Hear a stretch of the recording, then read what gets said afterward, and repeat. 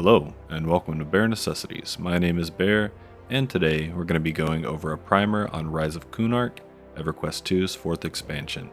Without further ado, let's get started. Rise of Kunark raises the maximum adventure and trade skill levels to 80, and gives players an additional 40 alternate advancement levels. These AAs will go in the existing Kingdom of Sky and Echoes of Faydwer trees, so you'll be able to unlock more, but nothing new. Rise of Kunark changed the way that spells are upgraded. Up until this point, spells kind of spilled over in each expansion. For example, at max level 70 in KOS and EoF, people are still using spells from Desert of Flames.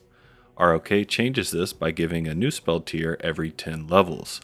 This became the trend and has continued for many expansions. Of course, there will still be some ancient teaching spells from Desert of Flames that will never get upgraded, but those are the exceptions. Generally, you'll get a whole new grip of spells. Rise of Kunark brings about a new evil starting area in Timorous Deep. This will take players from levels 1 to 20 while also offering a new home city of Gorowin. 3 new deities were introduced, including the Tribunal, which is tank focused, Karana, which is a healer/caster focus, and Bertoxilus, which is mage focused and has some of the strongest caster DPS blessings and miracles until a Nashti Soul is introduced in TSO. There are 4 new overland zones that are introduced with Rise of Kunark, including Kailong Plains, which ranges from 67 to 74, Fens of Nassar, which ranges from 72 to 76, Kunzar Jungle, which ranges from 74 to 80, and Jarsath Waste, which ranges from 76 to 80. There's a variety of solo and heroic quests within these zones, so there's a ton of quest content for you to do. On top of this, there's a number of factions in each of these zones, including residents of Terran's Grasp and the Gwalnax Brigade in Kailong Plains, Rillis, Bathazid's Watch, Bellywumpers, and Exiles of Droga in Fens of Nassar, Kunzar Jungle Villagers, the City of Jenisk, Hidden Plunderers Camp, Ryzilk's Renegades, Downer's Wheel Taskmasters, Outer Sebelis Residents, and Synod Reet in Kunzar Jungle, and the Gwalnax Brigade, Clan Scleros, and Legion of Danik in Jarsath Wastes. Getting favor with these factions opens up a number of merchants that sell some really good pre-raid best in slot gear, offers bankers and menders in some areas, as well as some really good recipes for gear and consumes. On top of all of that, some of these factions are requirements for epic quests, so it definitely is worth doing their quest lines to raise your faction with the number of these. There are 3 open world heroic dungeons with Karnors Castle in Kailong Plains, which ranges from 70 to 80, Sebelis within Kunzar Jungle, which ranges from 75 to 80 plus, and Chardok in Kailong Plains, which ranges also from 75 to 80 plus. Chardok is unique in that the only way to crawl through this dungeon is by gathering a number of keys to get through barriers throughout the zone.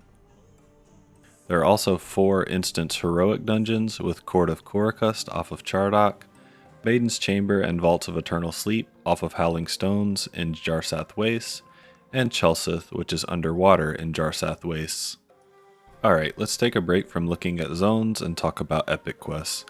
Rise of Kunark introduced epic quests for every single class in the game, and to get the fabled versions of these weapons, you must do a number of prerequisites. These include anything from Old World Heritage quests to language quests, to getting ally faction with a number of Rise of Kunark factions. After these prerequisites, you'll have to do anything from solo steps to dungeon dives in new and potentially old world zones. These quests are easy for some classes and a pain for others, but they offer some of the best weapons in the game, even at the fabled level. An amazing thing about epics is they accept black adornments. These adornments are very powerful, and epics are the only items that can use them. You can buy these black adornments from Shady Swashbuckler in Nectalus Forest. Once you get your fabled epics, you can upgrade them to mythical by killing specific raid mobs, and that's the perfect time to dig into ROK raiding. Generally, Rise of Kunark is the first expansion to really start to carve out raid progression in a meaningful way in Everquest 2. In the first 3 expansions, you raided all the zones to get specific gear pieces, while in Rise of Kunark, there's less of that and more tiered raiding.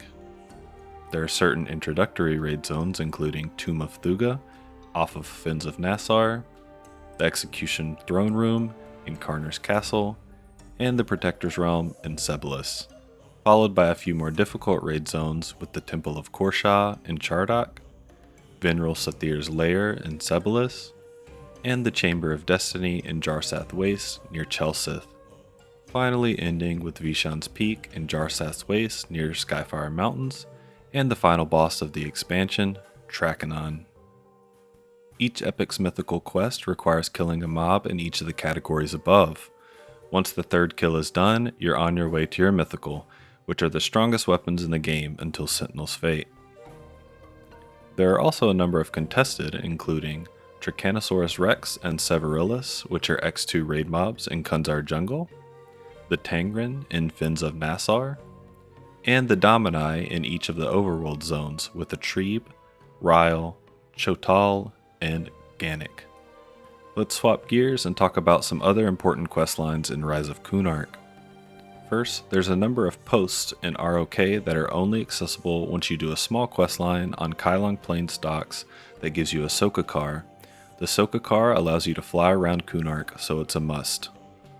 There's also a raid timeline in ROK that starts north of the City of Mist in Kunzar Jungle with a quest called The Fate of Norath. This used to be a required questline that would flag you for each tiered raid zone. While the devs have removed raid flagging, the questline does lead you through the raid zones and has some decent rewards, so it's worth doing since you're going to be raiding through these zones anyways. Finally, there's a number of new mobs in ROK, including Yale Fishman, Sarnak, and Berrynide to name a few, which all have lore and legends attached to them. Also, there's a few language quests that will allow you to speak Dizak, Sathirian, and Frok. These start from collection quests that eventually lead into a few other quests. There's so much to do in Rise of Kunark, and I hope everyone is geared up for its launch soon on TLE. If you enjoyed this video, please like, comment, and subscribe, and I will see you later.